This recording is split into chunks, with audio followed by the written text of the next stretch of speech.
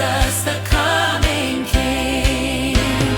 Lift up your eyes then unto the hills. Lift your voice and sing. The clouds of heaven's aflame with glory greet the coming King.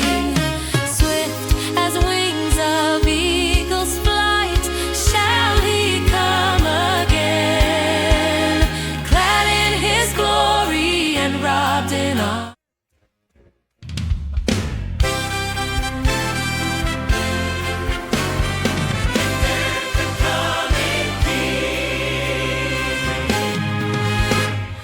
Foursquare we stand for the living word, for the word of God, telling to all the story of Jesus, stem of Jesse's rod, man of sorrows and of grief, dying on the tree, mighty Redeemer, glorious Savior, Jesus of Calvary.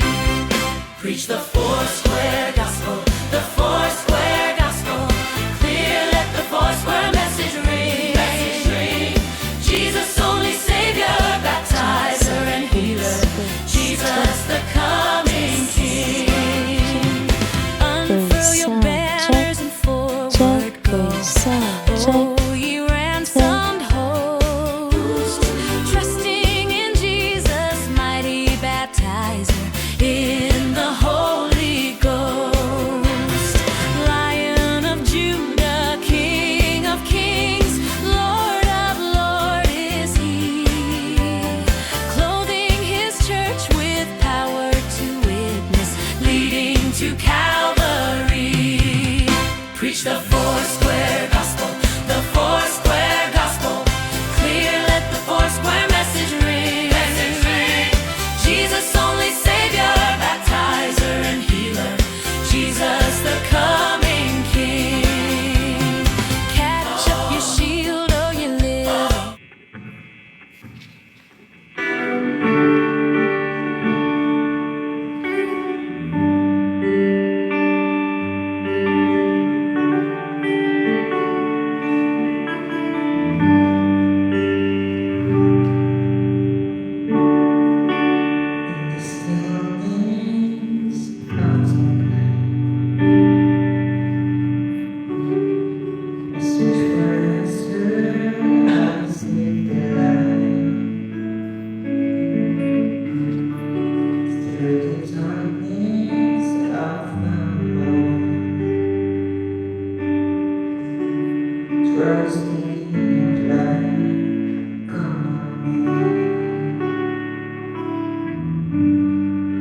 When the sun is rising, shows your way. In your perfect timing, God, there's nothing we are fighting against. For your grace, I understand.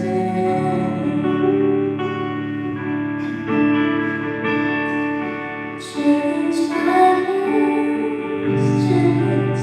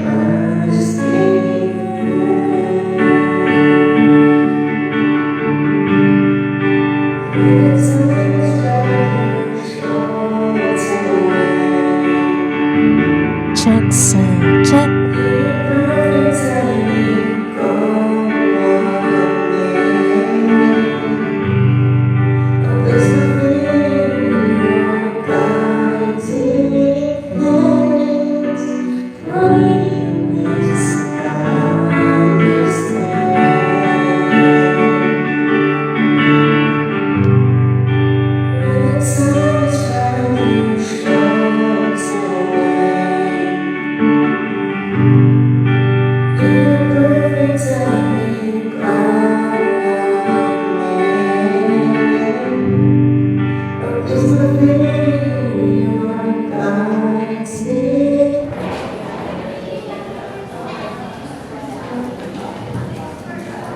Magandang araw po sa ating lahat. Ganon din po ang ating Diyos na buhay. Mga kapatid, isang mapagpalang linggo po sa bawat isa. Nais ko rin pong batiin ang lahat ng ating mga kapatiran na nanonood online through our Facebook Live. Isang maganda at mapagpalang umaga po sa inyo. Ngayong araw mga kapatid, muli tayong nagtipon bilang isang pamilya ng Diyos. Hindi lamang para dumalo sa isang gawain, kundi upang hanapin ang presensya ng Panginoon, sambahin siya, at marinig ang kanyang salita.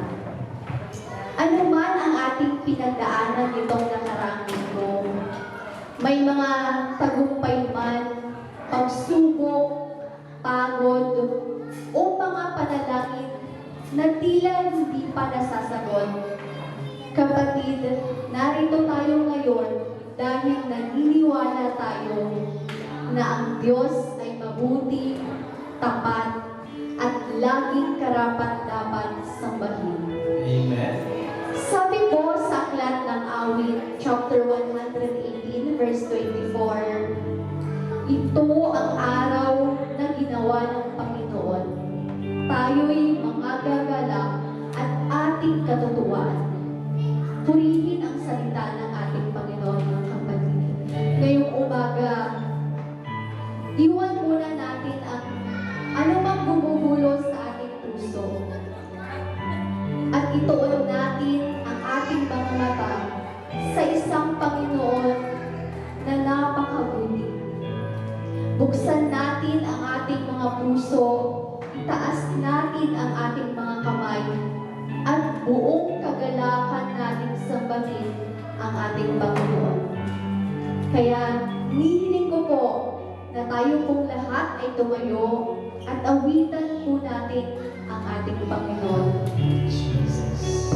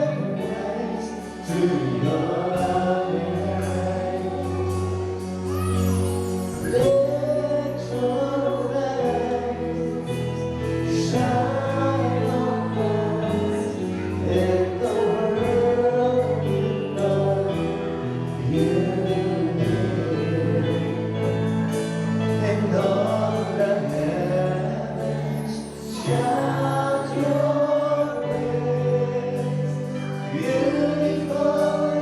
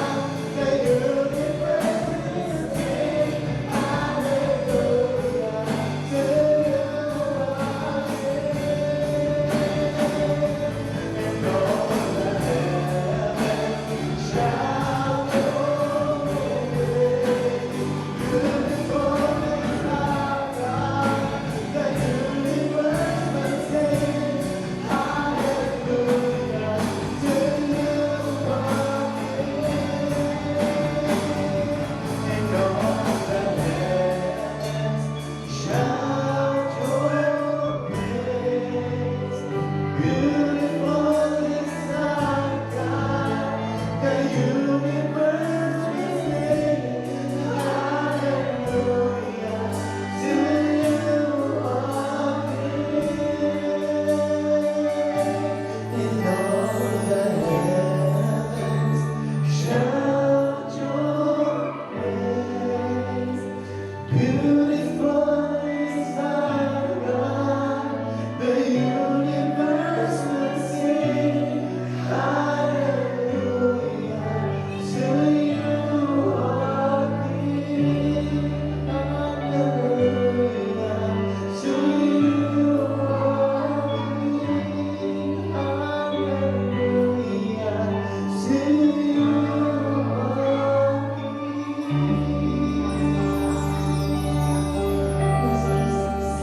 Yes, Lord. Hallelujah, Jesus. We praise you, Father. We glorify your name, Panginoon. Itinataas po namin ang iyong dakilang pangalan, Panginoon, sa oras na ito.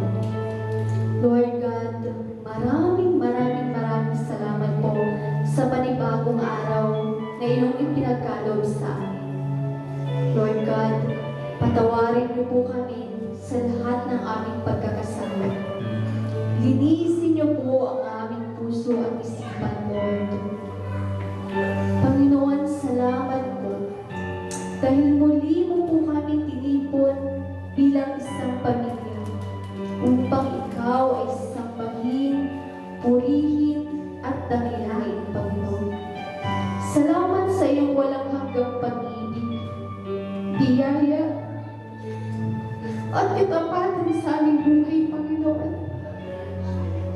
Sa kabila ng aming mga kahinaan at pagkukulang, Lord God, hindi mo kami iniwan at patuloy mo po kami ginagabayan. Lord God, sa pagsisimula po ng aming pagsamba, iniaani po namin ang aming puso.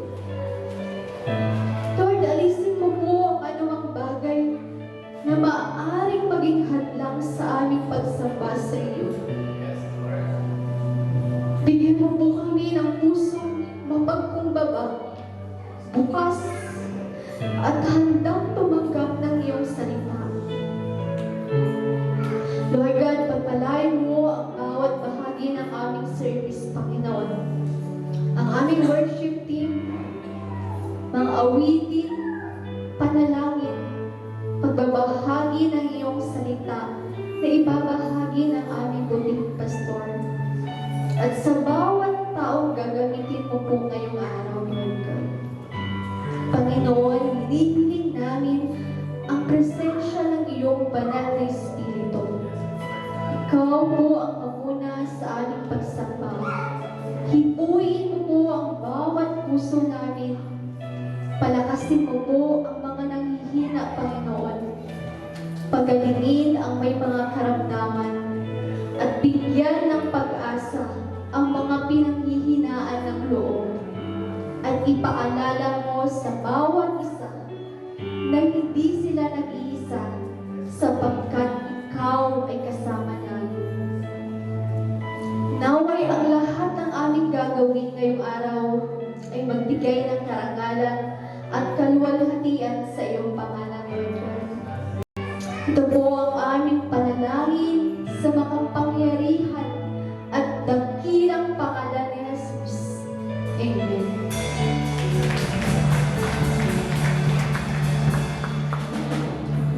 Amen.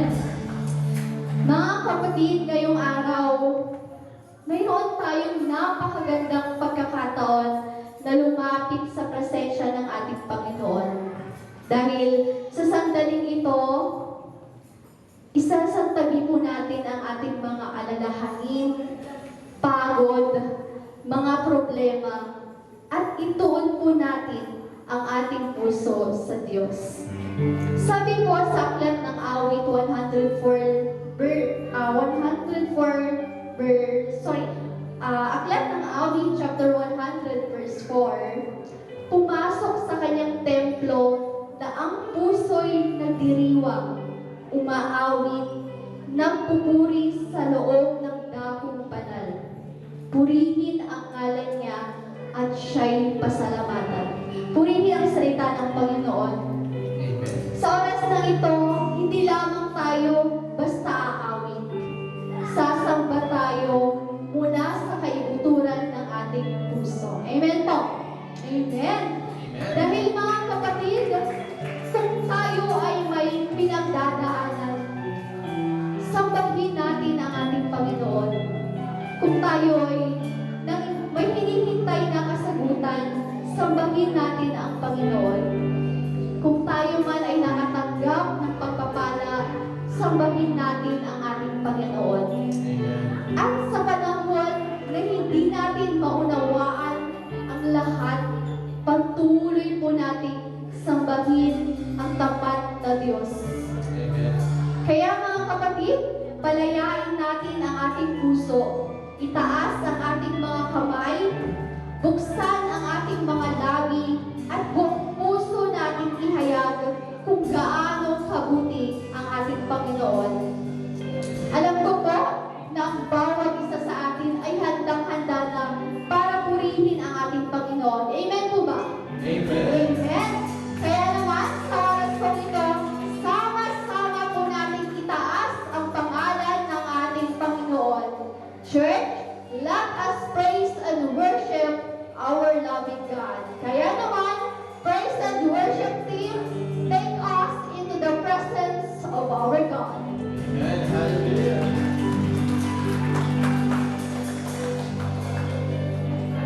Hallelujah. No? Salamat naman at nakarating tayo ng ligtas sa bahay-sambahan. Tunay nga ang Panginoon ay mabuti, tapat at karapat-dapat. Amen po ba? Amen. Hallelujah. Kaya ating sambahin ang ating Panginoon at ibigay natin ang buong lakas at ang buong puso natin sa Kanya. Amen po ba? Amen. Hallelujah.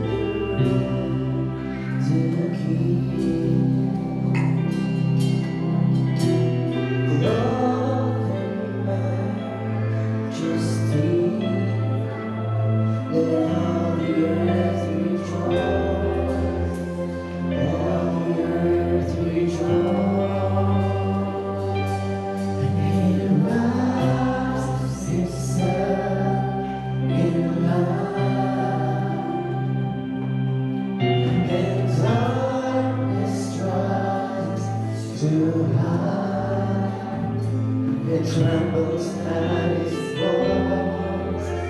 It trembles at his voice.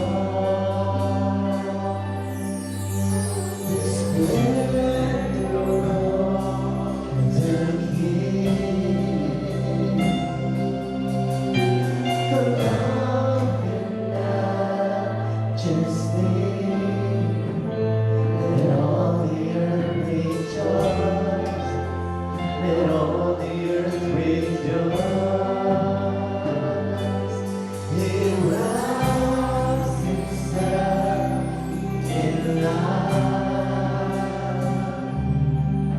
And darkness tries to hide. It trembles at his voice. It trembles at his voice. How great is our God? Sing with me, how great is our God? And all will sing, how great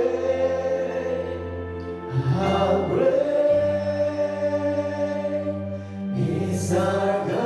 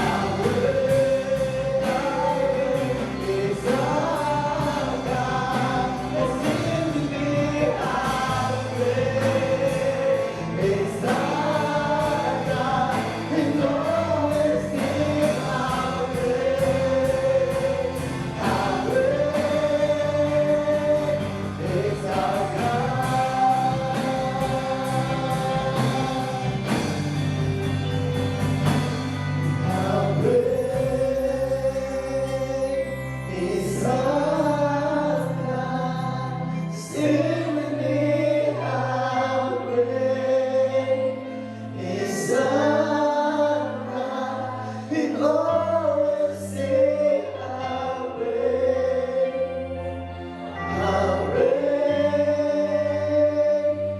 is our God.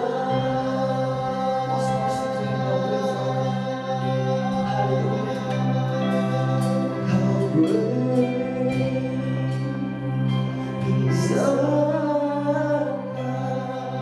Sing with me, how great is our God. We go and sing how great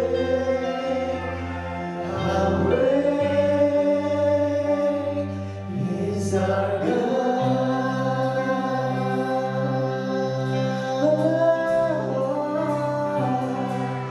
You're the name above all names.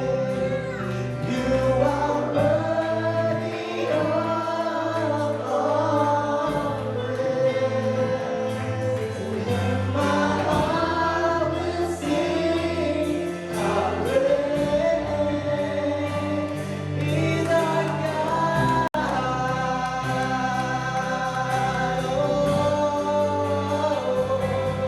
How great is our God. Oh, sing with me, how great is our God. And always sing how great is our God.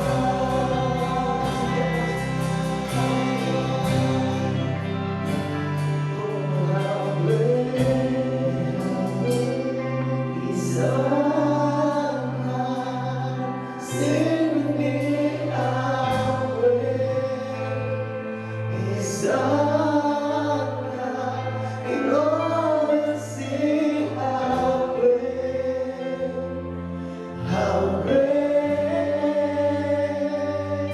is our God.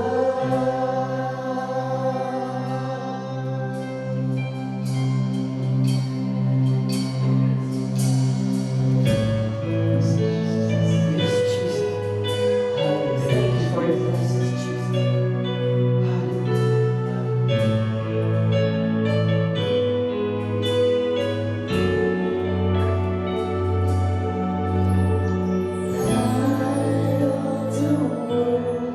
You step down into darkness, open my eyes, let me see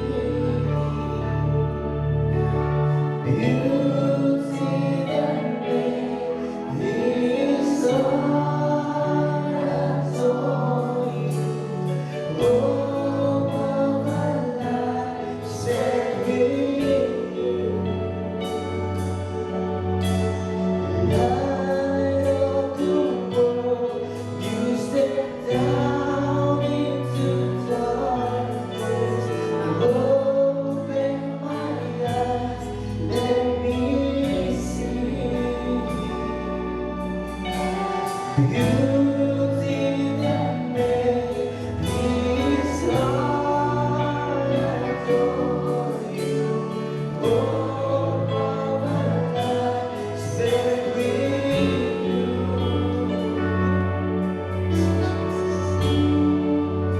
So here I am to worship, here I am to bow down, here I am to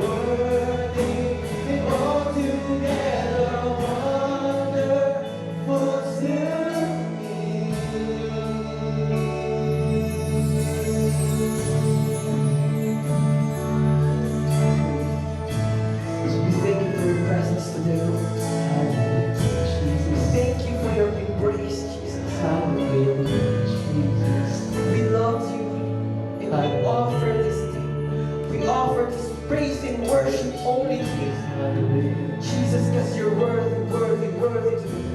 Yes. Hallelujah. Jesus, you are worthy to be. Palakpakan natin ang ating Panginoon.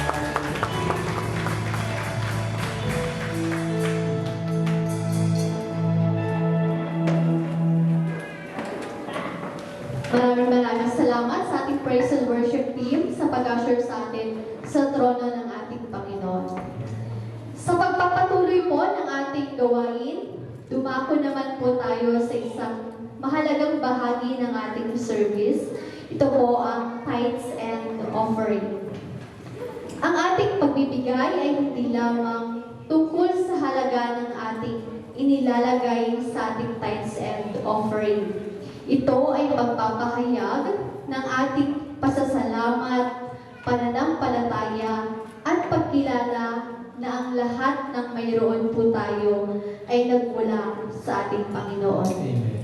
Sabi po sa aklat ng 2 Corinto chapter 9 verse 7, ang bawat isa ay dapat magbigay ayon sa ipinasya ng kanyang puso, hindi mabigat sa loob o dahil sa napipilitan, sapagkat iniibig ng Diyos ang nagbibigay ng may kagalakan. Kaya sa oras kong ito, magbigay po tayo hindi dahil obligado tayo, kundi dahil mahal natin ang Panginoong Diyos at nagpapasalamat tayo sa Kanyang katapatan sa ating buhay.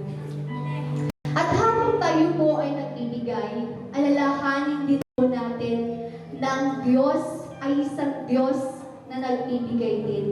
Siya ang unang nagmahal, unang nagbigay, at ibinigay niya ang kanyang anak na si Jesus para sa ating kaligtasan. Kaya tayo po ay magbigay ng may kagalakan, pananampalataya, at buong puso na may pagpapasalamat. Kaya naman, church, let us give with a joyful heart.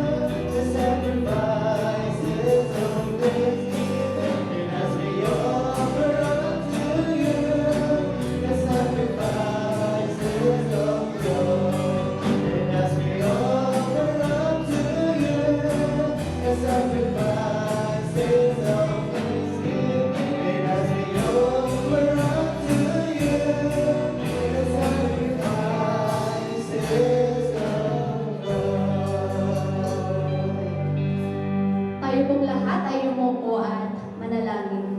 Aming mapagmahal at mapagpalang Ama sa langit, maraming salamat po sa iyong walang hanggang kabutihan at katapatan sa aming buhay.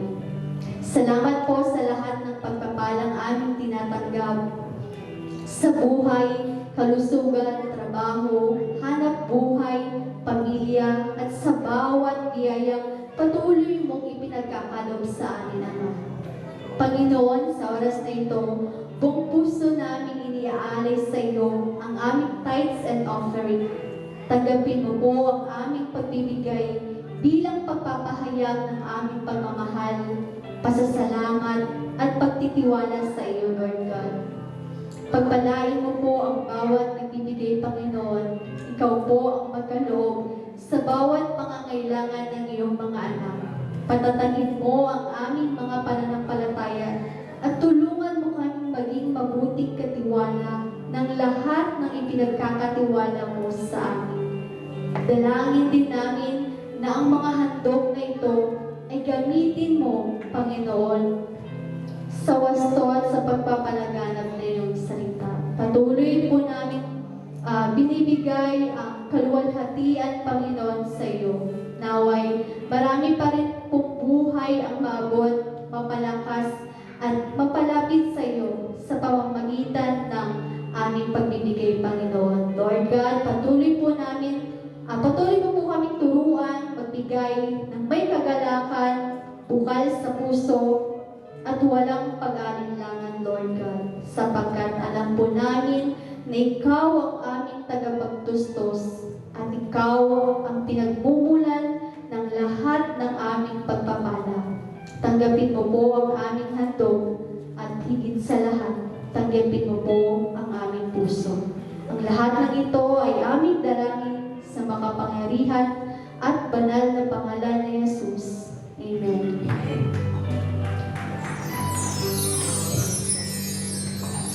Ngayon naman po ay dadako na tayo sa pagbabatian.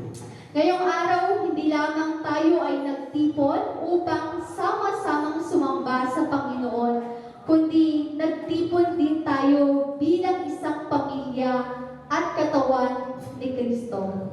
Kaya naman sa pagkakataong ito, batiin po natin ang ating mga kapatiran. Sabi po sa aklat ng Roma chapter 12 verse 10, mag-ibigan kayo bilang magkakapatid at unahin ninyo ang isa't isa sa pagpapakita ng karangalan. Kaya naman po, huwag nating hayaang may makaramdam na siya ay nag-iisa. Baka ang simpleng ngiti, kamayan, o pagbati natin ngayong araw ay maging encouragement para sa isang tao na nangangailangan nito. Kaya naman, church, tayo pong lahat ay tumayo and let's take a few moments to greet one another with the love of Christ.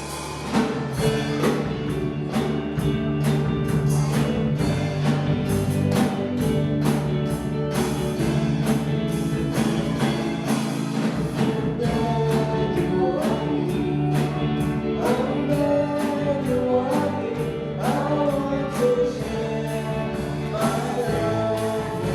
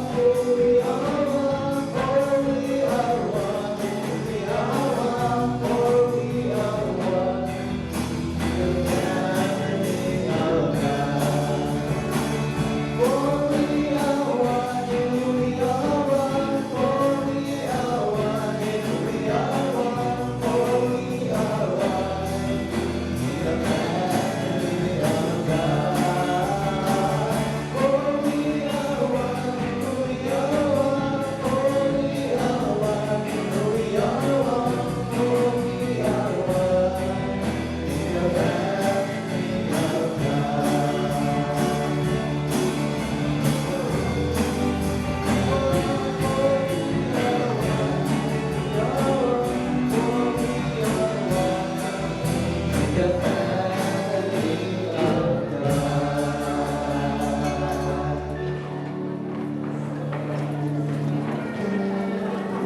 So, ngayon naman po ay dumako na tayo sa isang napakahalagang bahagi ng ating Sunday service. Ito po ang pakikinig sa salita ng Diyos. Ang worship ay hindi po nagtatapos sa ating mga awitin dahil patuloy nating sinasamba ang Panginoon sa pamamagitan ng pakikinig, pagtanggap, at pagsasabuhay ng kanyang salita.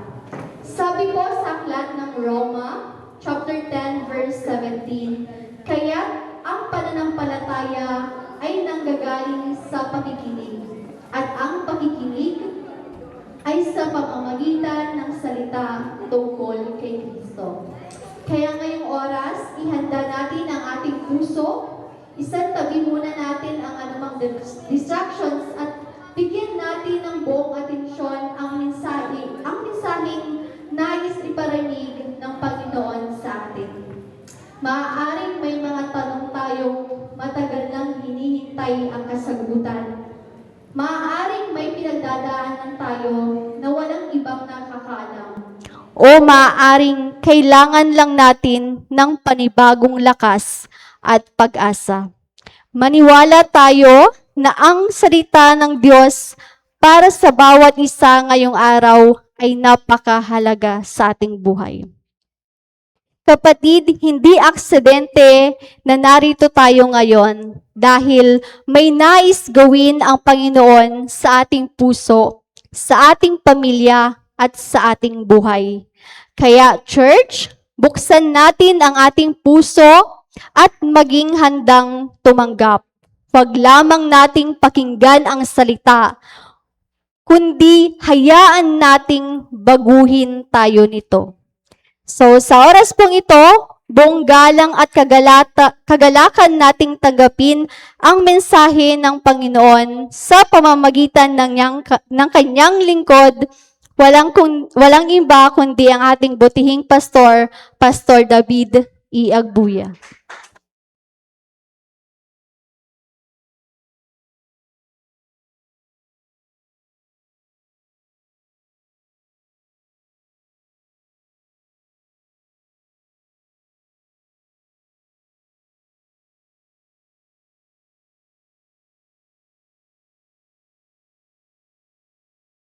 Purihin ng Diyos. Magandang umaga po sa inyong lahat. Maraming salamat, praise and worship team, sa napakagandang praise and worship. At maraming salamat din doon sa napakagandang MC natin. Parang hindi sa bangko nagtatrabaho, parang sa court nagtatrabaho. Para siyang attorney kung magsalita. Purihin ng Diyos sa umagang ito, mga kapatid. Tunay na napakabuti ng ating Panginoon, bagamat medyo ilang linggo ba yung habagat, yung parada ng bagyo. 3 linggo ba na dire-diretso?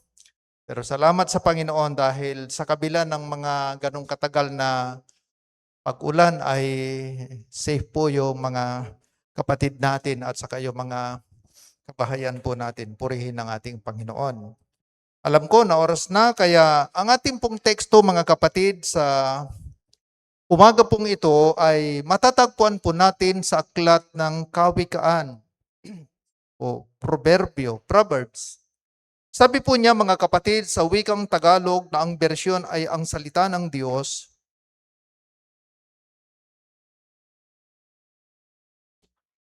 magtiwala ka ng buong puso sa Panginoon at huwag kang manalig sa iyong sariling karunungan. Alalahanin mo ang Panginoon sa lahat ng iyong ginagawa at ituturo niya sa iyo ang tamang landas. Purihin ng Diyos sa pagkabasa ng kanyang mga salita at hinihiling ko, mga kapatid, na tayo yumuko at tayo manalangin. Maraming salamat po, Panginoon, sa napakagandang umagang ito, araw na ito na ipinagkaloob niyo po sa amin. Maraming salamat po, Panginoon. Una sa lahat, sa buhay na naman na muling idinugtong ninyo sa amin. Sa kalakasan, Panginoon, na muling ibinigay ninyo sa amin, maraming salamat. At maging sa pagkakataon na kami po ay dinala mo sa lugar na ito, salamat, Panginoon. Salamat din sa iyong mga salita na aming pong nabasa at aming pong pagbubulay-bulayan ngayon. Hinihiling po namin, patuloy po kayong kumilos at manguna. Ang iyong alipin, Panginoon, ay walang magagawa. Kung wala ka, kaya kayo po ang patuloy na mangusap at makialam. At huwag niyo pong hahayaan, Panginoon, na uuwi po kami na hindi po napagpala. Maraming salamat. Ito po ang aming panalangin sa pangalan ni Jesus na aming Panginoon. Amen. Purihin ang Diyos. Sa teksto po natin, mga kapatid, sa aklat ng Kawikaan, Kabanatang 3, talatang 5 hanggang 6, ay makikipag-usap po ako sa inyo sa umagang ito sa temang, ang lahat sa buhay sa Diyos ipasakamay. Ang lahat sa buhay sa Diyos ipasakamay. Napaka-general po ito, mga kapatid. Kasi sa lahat ng aspeto ng ating buhay ay kailangan po nating ipasakamay, ipaubaya, ipagkatiwala sa ating Panginoon. Sa Pangasinan ay jed amin niya bagay at bilay tayo, ipalima tayo at Diyos. Itong tema natin ay pagpapakita ng tunay at buong pusong pagtitiwala sa Panginoon at sa kayang gawin ng Panginoon sa buhay natin. Sa totoo lang, mga kapatid, meron po tayong limitasyon. Meron po tayong limitasyon. Pero yung Diyos na pinaglilingkuran natin ay hindi po siya nalilimitahan. Wala po siyang hindi kayang gawin. Wala pong imposible sa Kanya. Kaya nga, mga kapatid, ito yung pag-uusapan natin ngayong umaga. Sa buhay natin, pati pag-aasawa, pagpapamilya, trabaho, negosyo, ipasakamay natin sa Diyos. Ipagkatiwala natin sa Diyos. Sa buwan lang na ito, praise God, kasi may 2 business ako na dinedicate sa Panginoon. Pangalawa, yung kahapon. Ibig sabihin, pinagpapala ang mga anak ng Diyos. At yung una na dinedicate ko sa Katuray, doon sa post lang nila, grabe. At nag-chat lang agad sa akin, Pastor, kasi bago sila na mag-open, sabi ko, pwede bang mag-usap muna tayo? Kasi kahit papano, may mga natutunan din ako, kasi galing ako dyan sa business world. Kaya nag-business clinic kami, nag-usap silang mag-asawa kasi gusto ko, sabi ko, kayong mag-asawa. At ang ganda ng nangyari. Doon sa post na lang nila ay talagang ang dami nilang customer. Daming customer. At saka nagpapadeliver na naman kaagad. Kasi sabi niya, pwede ba, Pastor, na deliveran nyo kami ng LPG, kaya sinasabay ko na pag pumupunta ako doon. Kaya napaubos na niya yung in-order niya. Napakahalaga, mga kapatid, na ipasakamay natin sa Panginoon. Ano man yung ginagawa natin. Ang lahat sa buhay sa Diyos ipasakamay. Una, mga kapatid, doon sa teksto natin, meron siyang sinabi doon. Yung unang part ng talatang 5, sabi doon, magtiwala ka ng buong puso sa Panginoon. Pagtitiwala sa Diyos. Mga kapatid, napakahalaga po ng pagtitiwala. Napakahalaga po. At ito yung nais ng Panginoon. Yung ipagkatiwala natin ang buong puso. Sa Salmo, Kabanatang 37, talatang 5,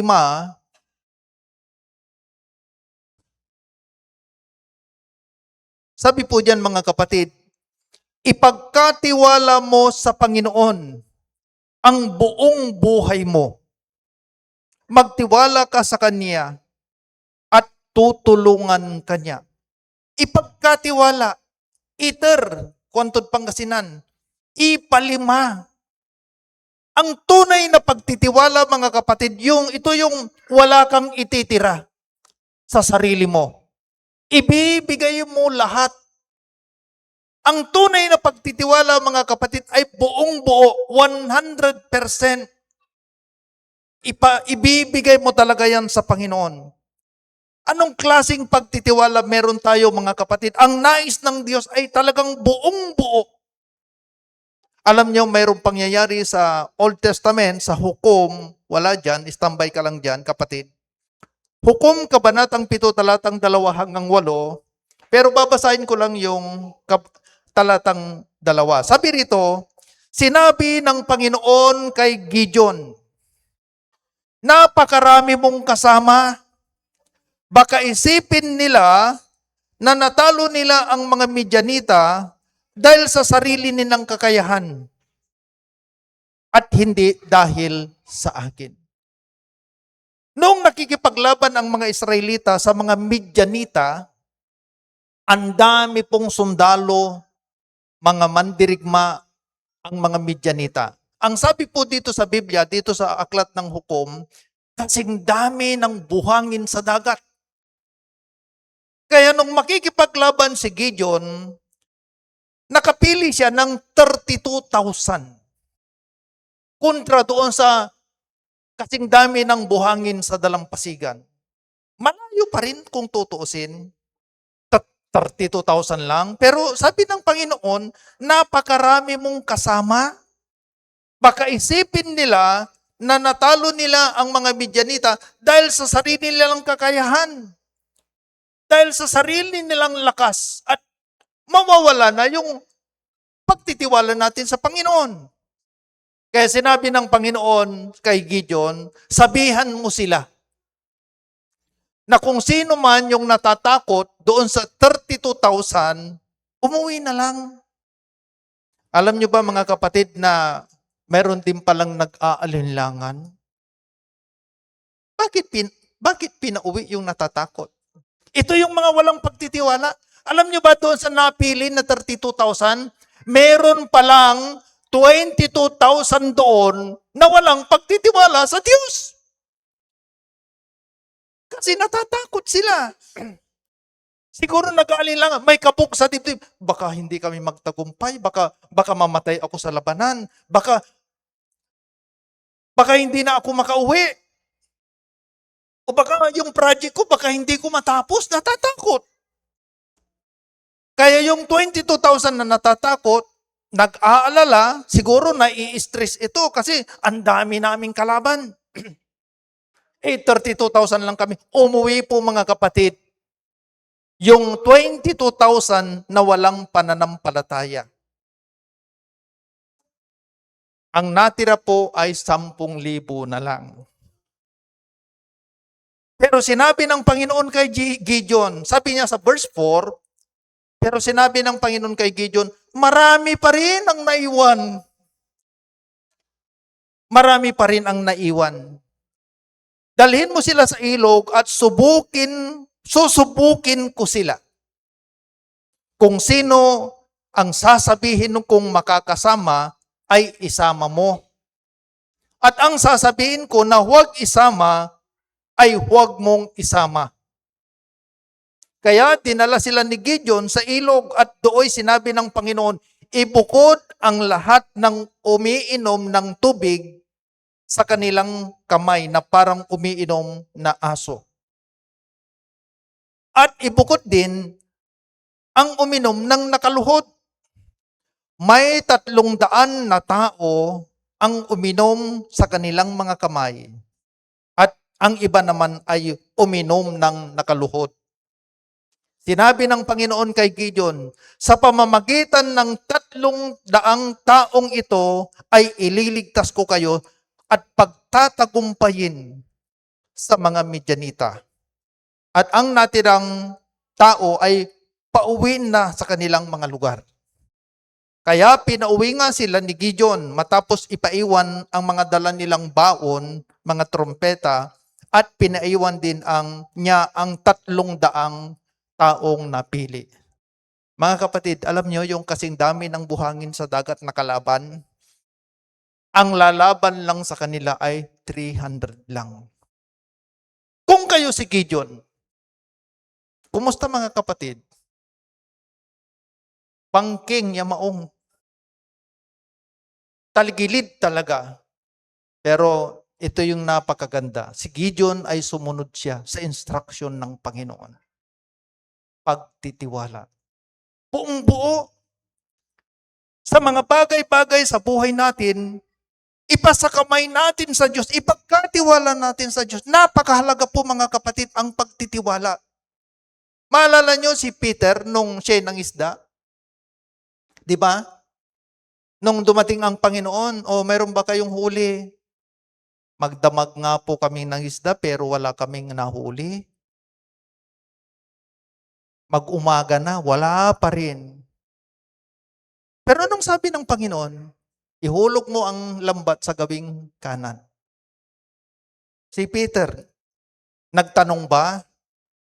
Nasabi niya, ay Panginoon, kanan, kaliwa, hinulog na namin, magdamag, wala kaming huli. Hindi siya nagtanong. Sumunod. Kaya nga mga kapatid, ang pagtitiwala, kalakip ang pagsunod. Kung ano ang sinasabi ng Panginoon, ay kailangang maging masunurin po tayo. Tandaan po natin mga kapatid, alam ng Diyos ang kanyang ginagawa. At ang pagtitiwala, yun ang magbibigay sa atin ng tagumpay. Kaya napakahalaga yung ipasakamay natin ng buong buo. Pangalawa, pananalig sa Diyos. Napakahalaga po ng pananalig. Doon sa talatang 5, doon sa 2nd part, sabi niya doon, huwag kang manalig sa iyong sariling karunungan. Pananalig. Kasi kung minsan, mas nananalig na tayo sa kakayahan natin o sa magagawa natin, hindi doon sa magagawa ng Panginoon. Doon sa Kawikaan, Kabanatang 3, talatang 7, sabi po diyan, huwag mong isipin na napakarunong mo na. Matakot ka sa Panginoon at huwag gumawa ng masama. Ibig sabihin mga kapatid, ang tunay na pananalig sa Diyos ay itsapuere natin yung kakayahan natin. Isantabi natin yung karunungan natin, mas mangingibabaw yung pananalig natin sa ating Panginoon. Palabasin mo na kapatid. Kaya huwag tayong manalig sa una, karunungan. KKK po yan. Hindi po masama na maging marunong. Pero kung mas nagdedepende na tayo doon sa karunungan natin kaysa sa kakayahan ng Diyos, kaysa sa kapangyarihan ng Diyos, yun po yung masama. Yun po yung masama. Alala nyo si Nebuchadnezzar, di ba? Napaka-marunong, napakagaling na hari. Pero nung sobra na, wala na siyang pagtitiwala sa Panginoon. Sarili na lang niya, yung kakayahan niya, yung karunungan niya. Anong nangyari sa kanya? Nasiraan po ng bait. Yung napakagaling na hari, pumunta na lang sa gubat, doon sa walang tao. Nabuhay siya na parang wild na hayop. Pumaba yung kanyang buhok, balbas, kuko, parang talagang hayop. Pero buti na lang at nagpakumbaba siya. Mas kinilala niya yung kakayahan ng Diyos, yung karunungan ng Diyos kaysa sa kanya. Sa Kawikaan, Kabanatang 11, talatang 28, sabi po diyan, mabibigo ang taong nagtitiwala sa kanyang kayamanan. Ngunit ang taong matuwid ay lalago na parang sariwang halaman. Mabibigo. Hindi po masamang magkaroon ng kayamanan. Pero yung doon na lang yung tiwala natin. Yun po yung sinasabi rito. Kaya huwag tayong manalig hindi lang sa karunungan. Huwag tayong manalig sa kayamanan. Ano mo na kapatid? Huwag tayong manalig, magtiwala sa kayamanan. Mas magtitiwala tayo sa Panginoon. Mananalig tayo sa Panginoon. Huwag tayong magtiwala hindi lang sa kayamanan, kundi sa kalagayan sa buhay. Huwag tayong magtiwala doon. Huwag tayong magdepende doon. Pang-apat, wala diyan pero dinagdag ko, kalakasan. Huwag tayong manalig at magdepende sa karunungan natin, sa kayamanan natin, sa kalagayan natin sa buhay, o posisyon natin, at sa kalakasan natin. Sa Hebreo, Kabanatang 11, talatang 6, sabi po diyan, hindi makapagbibigay lugod sa Diyos ang taong walang pananampalataya. Kaya napakahalaga po yung pananalig. Hindi makapagbibigay lugod sa Diyos ang taong walang pananampalataya. Dahil ang sino mang lumalapit sa Kanya ay dapat maniwalang may Diyos at nagbibigay siya ng gantimpala sa mga taong humahanap sa Kanya. Nagbibigay ng gantimpala. Nire-reward pala ng Panginoon, mga kapatid, yung mga taong humahanap sa Kanya. Kaya nga mga kapatid, bibigyan diinan ko po yan. Sa buhay natin, napakahalaga po ang Diyos, mga kapatid. Hanapin natin siya. Ang linggo po ay para sa Diyos. Napakaliwanag po yan. Ang linggo ay pagsamba natin. Ang ganda yung mga ginamit na kataga ng ating MC.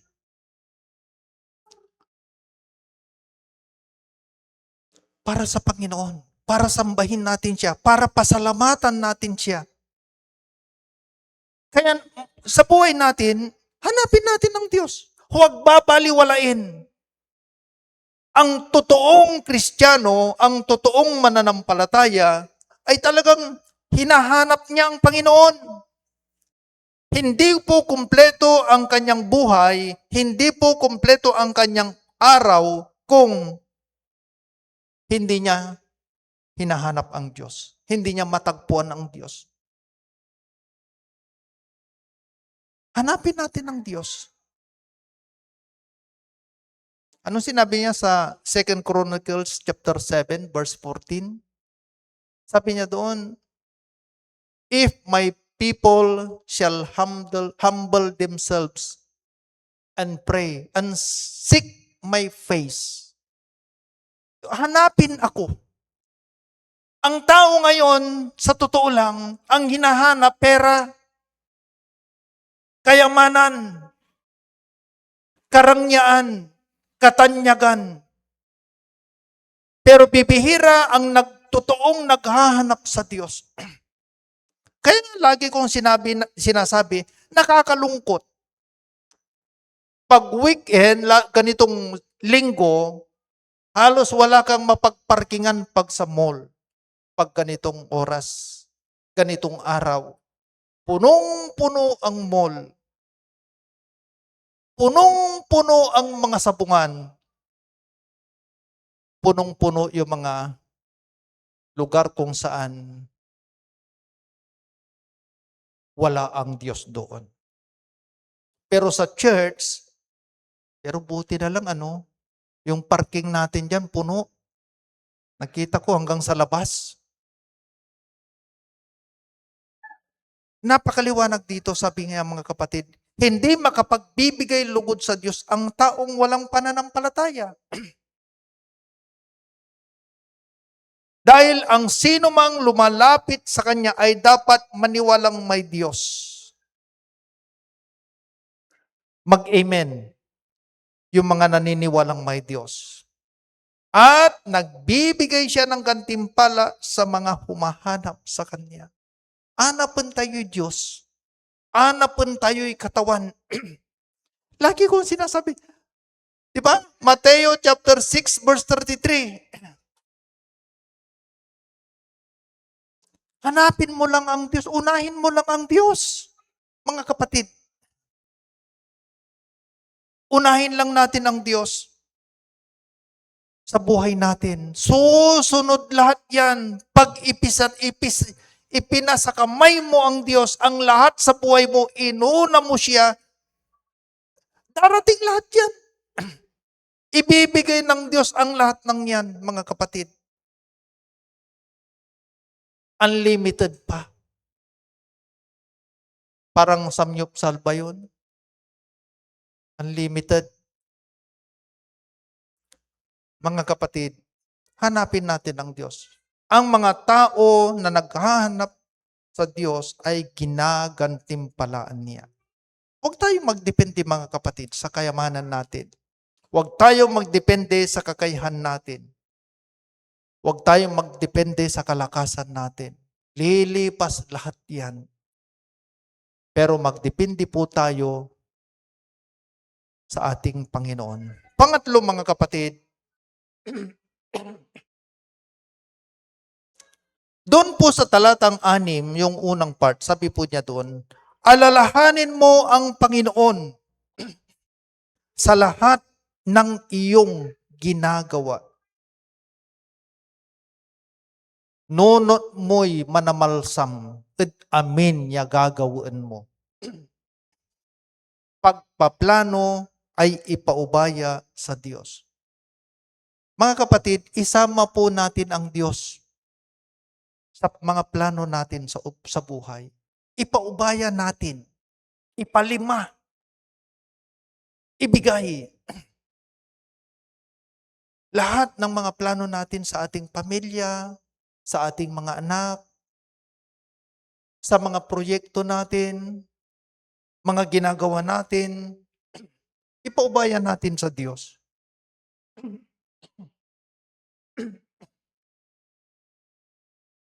Ipaubayan natin sa Diyos. Sa Efeso, kabanatang 1, talatang 11, sabi po diyan, ginagawa ng Diyos ang lahat ng bagay ayon sa plano niya at kalooban. At ayon nga sa plano niya noon pang una, pinili niya kami para maging Kanya sa pamamagitan ng pakikipag-isa kay Kristo. Napakalinaw po yan mga kapatid. Ginagawa ng Diyos ang lahat ng bagay ayon sa plano niya at kalooban. Kaya ang mga nangyayari sa buhay natin, plano ng Diyos. Kalooban ng Diyos. Kaya ipaubayan natin. Salamat sa pananampalataya ng mag-asawang Margid at Joelyn. Kasi kahapon yun kahapon ilang araw na may pinagdaanan sila. Pero sabi ko, wow, praise God. Yan nagpapakita yung maturity ninyo. Kasi sa kabila ng kanilang pinagdaanan, still, hindi po nanghina ang kanilang pananampalataya. Hindi nanghina. Mga kapatid, ipaubaya natin sa Panginoon. Ipagkatiwala natin sa Panginoon. Yung mga plano natin sa buhay. Dapat pag may mga plano tayo, i-align natin sa plano ng Diyos. Ako, lagi kong pinapa-align yung sasakyan. Every 6 months, pumupunta ako sa pinapa-align ko kung pantay ba, tama ba yung kain ng gulong. Hindi pwede na banking, hindi pwede na yung plano natin, hindi natin i-realign doon sa plano ng Diyos. Hindi pwede. Sa mga nagtatricycle dyan, kami na matagal na humawak ng tricycle na Masada. Si Sir Bon, alam niya yan. Brother Danny, Brother Tammy. Ang hirap i-drive yung tricycle na hindi naka-align. Mabigat. Nagkokontrahan kasi. Nagkokontrahan. Kaya ang pag-align ng tricycle ay dapat wala talagang kahit maliit na sentimetro o katitig na diferensya. Pag ito yung tuwid ng gulong ng motor, dapat ganon din ang tuwid ng side wheel. At kung ano yung eskwalado ng likod na gulong, yun yung eskwalado doon sa side wheel. Ganon. Kasi once na maano ito or nauna ito, yung likod o nauna ito, o kaya'y maluwang dito sa harap, nagkukontrahan yan, lumalaban. Mahirap i-drive. Tapos yung gulong, iba yung kain. Mabigat. Kaya mga kapatid, ganun din yung mga plano natin. Dapat naka-align doon sa plano ng Diyos at kalooban ng Diyos sa buhay natin. Kaya ang pagpaplano, maging sa buhay natin, sa pagpapamilya natin, pagpapaaral natin, pagtatrabaho natin, pagsasaka natin, ipaubaya. Ang salitang ipaubaya ay ito yung ibibigay mo sa Panginoon. Nasasabihin mo, Lord, ito po yung pinaplano ko kung kalooban mo, Panginoon.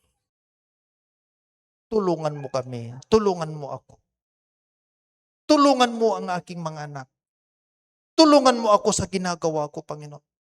Hindi po natin kaya, mga kapatid, sa sarili natin. Kaya nga kung minsan, kung hindi po naka-align yung plano natin sa buhay o yung mga ginagawa natin, mabigat. Kung may pagsubok, may problema, mahirapan tayo. Kaya nga may mga sumusuko. Bakit? Hindi nila naintindihan. Pang-apat, mga kapatid, dito na po tayo magtatapos. Pag-akay ng Diyos. Pag-akay. Sabi niya doon sa talatang 6 doon sa ikalawang part, sabi niya dito, at ituturo niya sa iyo ang tamang landas. Kaya nga mga kapatid, napakahalaga na i-align natin, ipasakamay natin sa Diyos ang lahat sa buhay natin. Ang Panginoon ang mag-aakay sa atin. Siya yung mag-guide sa atin. Maalala niyo si Jose? Si Joseph the Dreamer? Malinaw sa kanya. Malinaw ang kalooban ng Diyos sa kanyang buhay. Malinaw ang plano ng Diyos sa kanyang buhay. Pero yung mga nangyayari sa kanya, parang taliwas. Pero ang maganda dito, nanangan siya, nagdepende siya doon sa sinabi ng Panginoon na tamang landas. Nagagawin siyang pinuno, pinakamataas. Pero kung titignan natin, parang salungat, di ba? Pero nyo ba naman, paano mangyayari yon? Walang tumulong sa kanya. Yung mga kapatid niya, pamilya niya, sila pa yung naggaganyan. Paano niya makakamtan yung success? Pinag-initan pa nung nalaman na may magandang plano ang Diyos sa kanyang buhay. Pinag-initan pa. Hanggat nung nakakita sila ng pagkakataon, di ba? Hinulog nila sa balon. Pinagtangkang patayin, hinulog sa balon, hanggang ibinenta. Nung ibinenta, nakarating doon sa Ehipto. Ibinenta na naman. Tapos, pinaratangan ng kasalanang hindi niya ginawa. Nakulong. Ang daming hirap niyang pinagdaanan. Pero mga kapatid, nagdepende siya doon sa sinabi ng Panginoon na ituturo niya sa iyo ang tamang landas. Salungat sa tingin natin, mga kapatid. Kung minsan talaga, kung titignan natin yung mga nangyayari sa ating buhay, salungat. Hindi natin maintindihan. Hindi natin maintindihan. Pero mga kapatid, nagdepende si Jose doon sa pag-akay ng Diyos para dalhin siya doon sa plano ng Panginoon. Nagagawin siyang tanyag at pinakamataas na pinuno. Malala niyo yung sinabi ni Henry Ford? Kasi kung minsan ganun tayo eh. Ang sabi niya, kung sa tingin ninyo ay yung mga inaasahan ninyo ay salungat doon sa nangyayari, alalahanin yung ang eroplano ay nakakalipad kahit salungat sa hangin. Kasi kung minsan ganun, di ba? Yung mga inaasahan natin, yung mga ninanais natin, parang salungat yung nangyayari, parang kontra.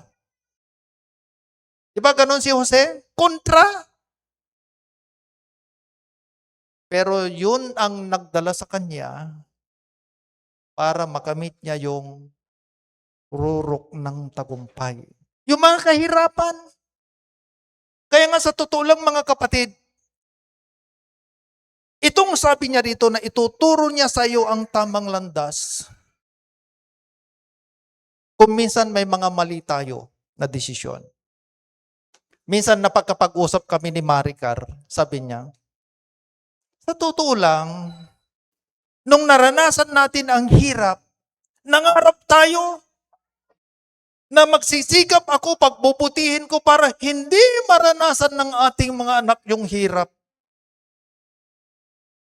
Pag-aaralin ko yung anak ko para hindi na niya maranasan, magkakaroon ng magandang buhay. Ayaw ko na maghirap sila katulad ng dinaanan ko.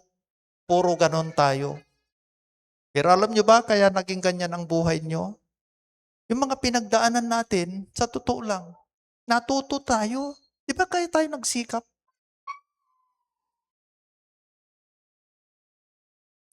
Ang daming pinagdaan ng hirap noon. Ang hirap ng buhay noon. Pero kung minsan inaalaw ng Diyos, kung minsan pinapahintulutan ng Diyos, na maranasan natin ang hirap. Pero sa totoo lang, kung minsan yun ang tamang landas para matuto tayo sa buhay at pahalagahan natin ang buhay.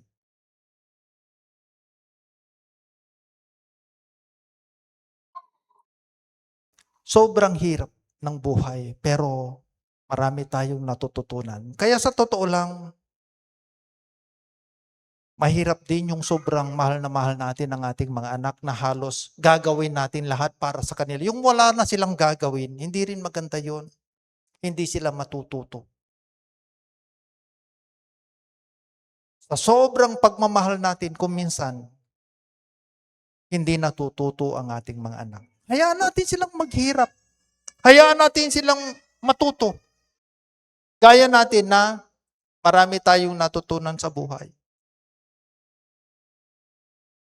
Si Madam Marlita, sabi niya noon, Pastor, yung nilalakad ko para lang makapagtapos ng pag-aaral, katalaiban, puro damuhan, lubak, walang magandang kalsada noon. Nilalakad ko hanggang doon sa highway para doon makasakay. Ang hirap. Hindi ko makalimutan, siguro nanonood si Madam Rita. Minsan, nasa Katuray kami, nagkukwentuhan silang magkumari, si nanay ni Aprilin, yung retired din na public school teacher. Naranasan pala nila, kasi ang hirap nga ng daan. Ang daanan nyo pala noon, madam, doon sa ilog, para mas malapit na ang Urbis, tatawid. Pero pag maglalakad daw sila doon sa buhangin, kasi pati tsinelas noon, mahirap. Mainit pag tanghaling tapat. Alam niyo yung tai daw ng kalabaw na tumigas? Doon na lang sila umaapak para lang hindi mainitan kasi buhangin, mainit pag ano. Yun daw yung tinatapakan. Sobrang hirap. Pero yung dalawang yon, pensyonada na ngayon.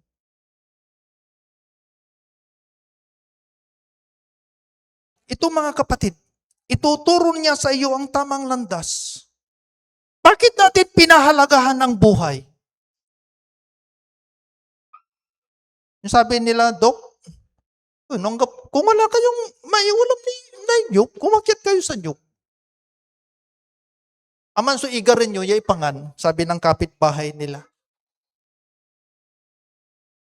Pero sa totoo lang mga kapatid, natuto tayo. Ito yung sinabi ng Biblia, pag-akay ng Diyos, na kuminsan pag inaakay tayo, parang masakit. Parang mahirap.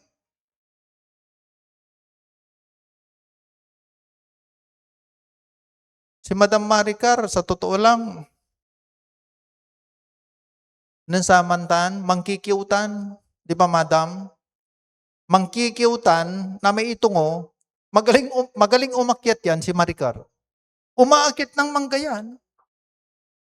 Mangkiyaw. Yung mga tuyo na sanga ng mangga, aakyatin niya yan. Tapos puputol-putilin ganyan, tatalian niya ng silag, lagyan na ng parang ibagtong kantuay. Dala-dalawa yung dala niya. Ang hirap ng buhay noon.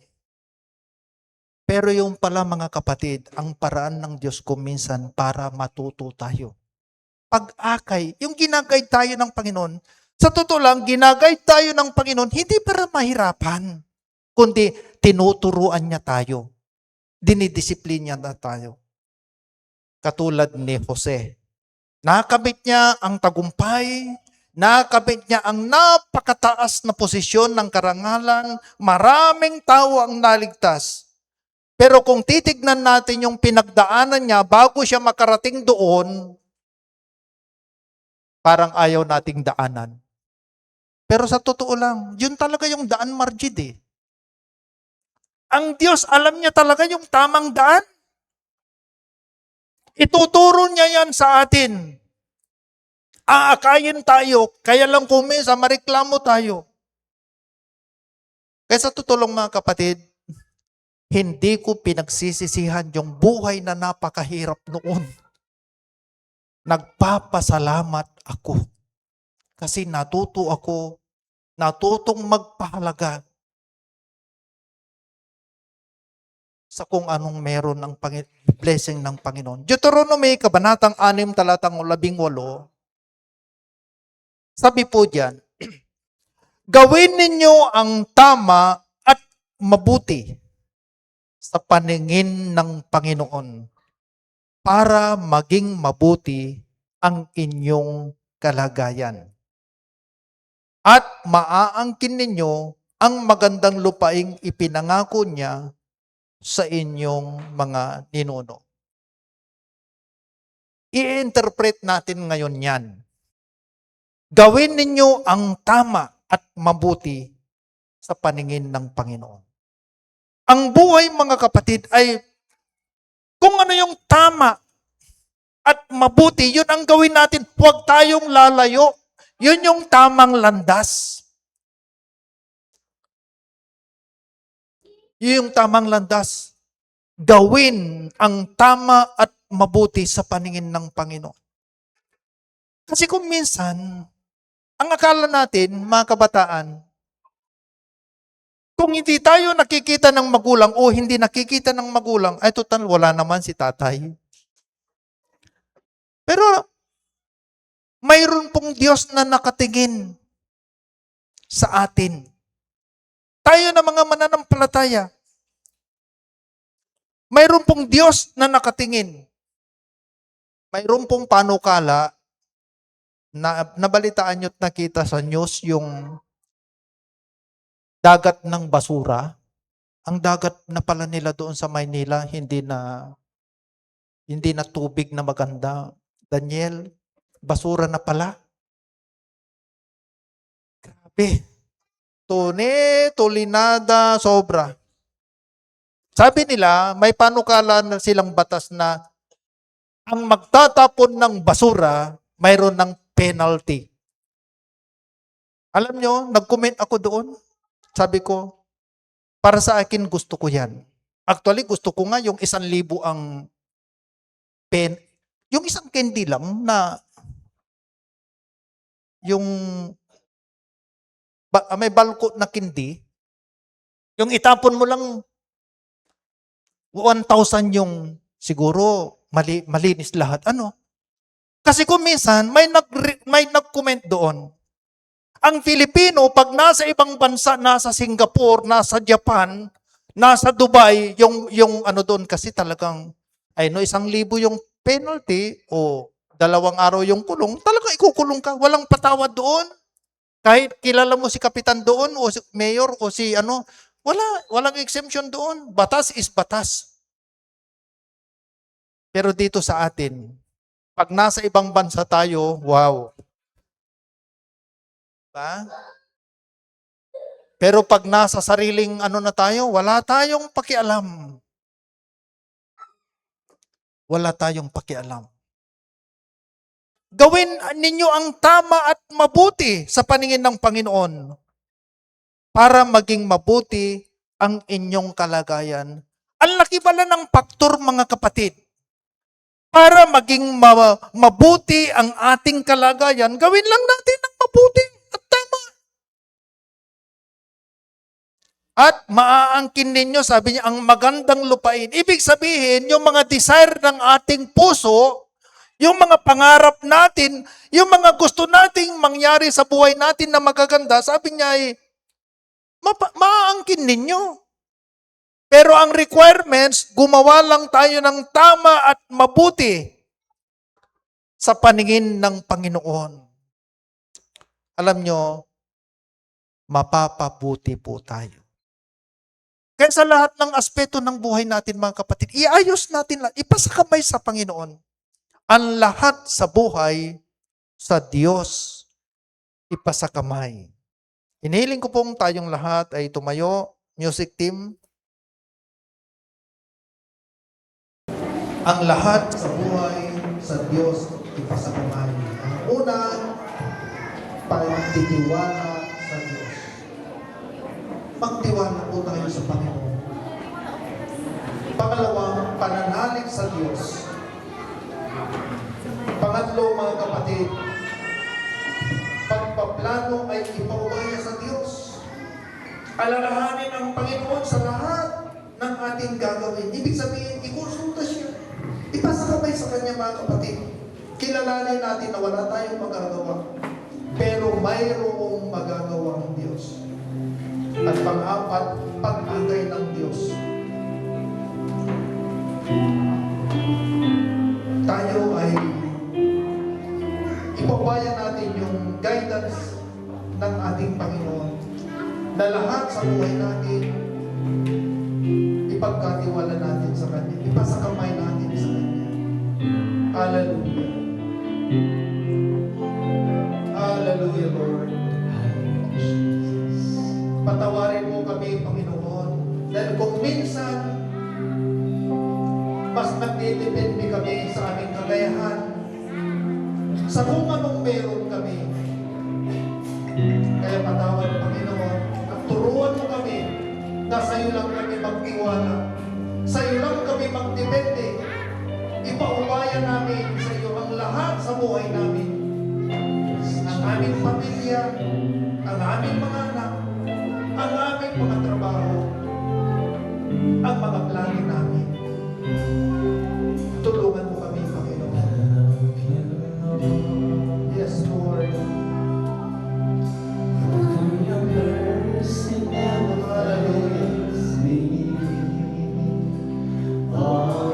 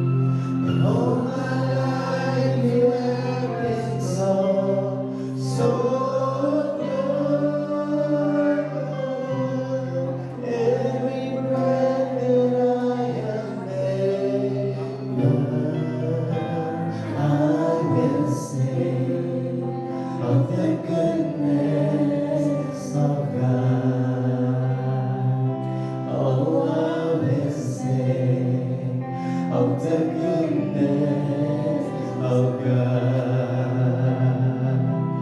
Oh, I will sing of the goodness of God.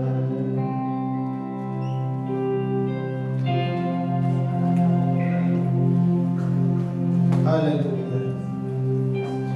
Maraming salamat po, Panginoon, sa mensahe ngayong umaga.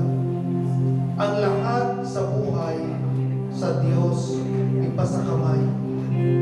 Panginoon, turuan mo po kami na ang lahat sa amin ay ipapasakamay namin sa iyo.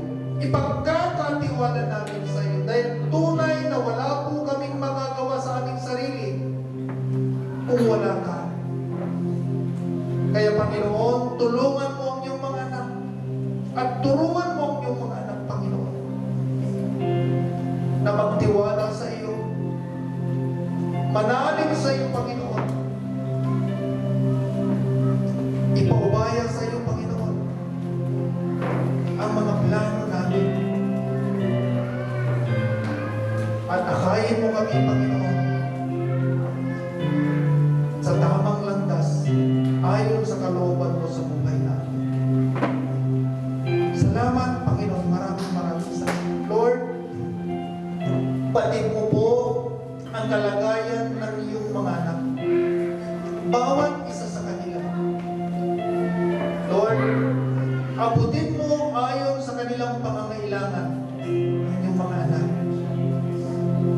Lord, complete healing kay Joelyn.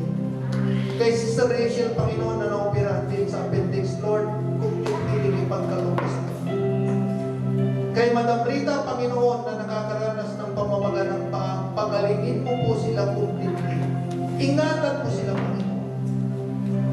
Sa lahat ng iyong mga anak na may mga karamdaman, Lord, kayo po ang aming kagalingan.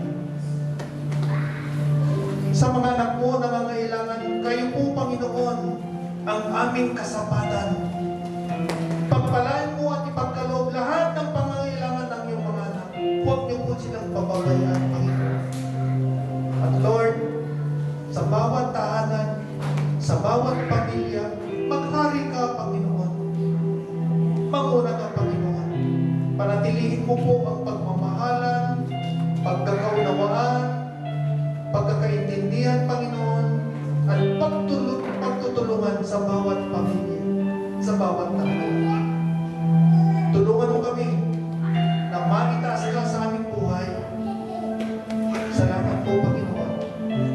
Maraming salamat. Pagpalain mo lahat ng mga magulang, mga tatay, nanay, ang mga kabataan, Panginoon, tulungan mo po sila. Pagpalain mo sila, Panginoon, na makamit din nila yung mga pangarap nila ayon sa kalooban mo, Panginoon. Pagkatapos sila ng pag-aaral, tulungan mo ang mga estudyante, Panginoon, at tulungan mo po sila na magkaroon po sila ng magandang buhay.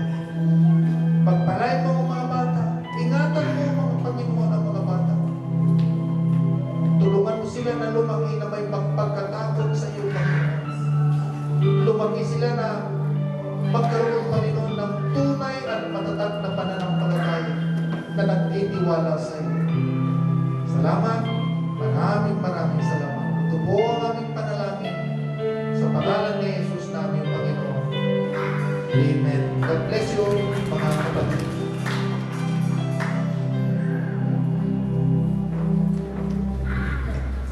So, ayun. Praise God, no? Pero bago tayo magsimula, meron pong announcement na mamaya daw pong 2 p.m. is my fellowship daw pong UFW. So, without further ado, awitan na natin ang ating Panginoon. Amen. Amen.